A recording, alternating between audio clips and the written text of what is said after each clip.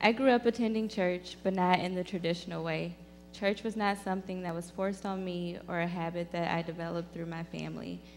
But church has always been something that I have taken personal interest in and have felt compelled to attend at a very young age. I would always find a way to tag along with cousins or get dropped off until I was old enough to drive, which is when me and my best friend started going together. I can't really recall the first time I asked God to come into my heart. When I was younger, I think I prayed the sinner's prayer every time I went to service on Sunday. Even though I felt God in me, I always felt as though I had sinned in between attending a service and had to say it again. But I guess that was me not having a full understanding of God's word. In college, I lost touch with this entirely. Not because I was out doing things I shouldn't, but because I didn't make church or a relationship with God a priority. At that time, I didn't even understand the meaning of a relationship with God. I was just too busy with school and work. At least that's what I convinced myself. Up until this point in my life, when there was something I wanted, all I did was put a little effort into it, and I got it.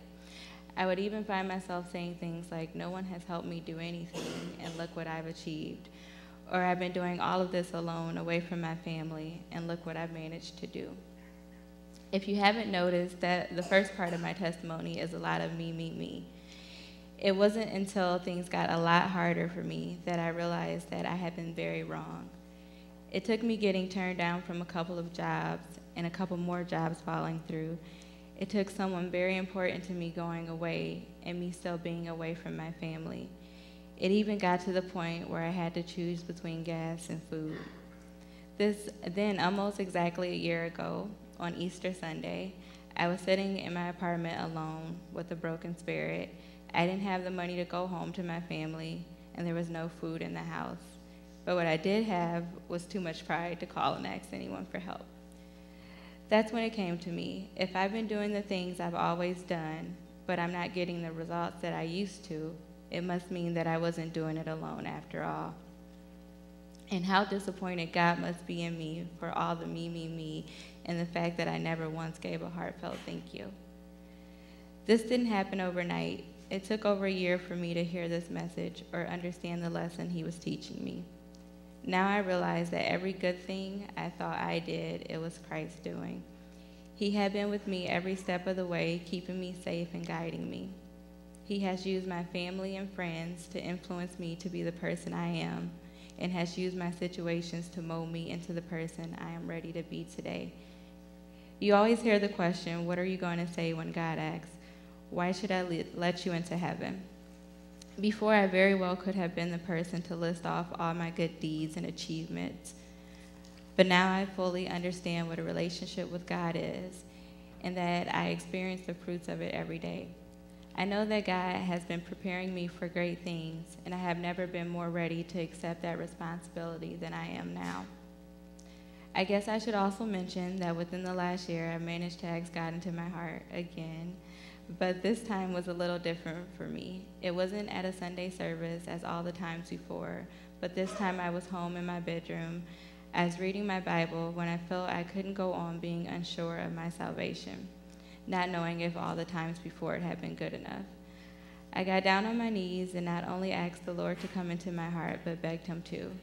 Since that day, I have learned to be content. I no longer desire all the things I want but don't need. Well, at least I desire them less.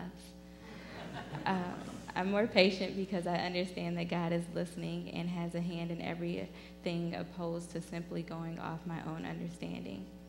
I am no longer depressed with my hardships because I know that they are just trials that make me stronger and grow closer to him. Since then, I have also become more active in the church. Attending church is no longer something I do if I manage to wake up in the morning after a long night of work, but now it's a necessity. I tithe now, and although my job situation has not changed, every bill is paid on time, and I've even been able to start to save again. I can truly say that my spirit is no longer broken, but that I now have a cheerful heart. At first, I was a little embarrassed about not being baptized before. I had always wanted to. I made attempts to in the past, but for some reason or another, it always fell through.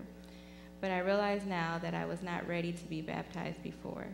nor would I have fully understood its meaning. In the last couple of months, I have been hearing from God through his word. I am very close to completing the entire Bible. I believe that my whole life has led up to this point of me choosing to serve him fully. This is why I'm choosing to be baptized today.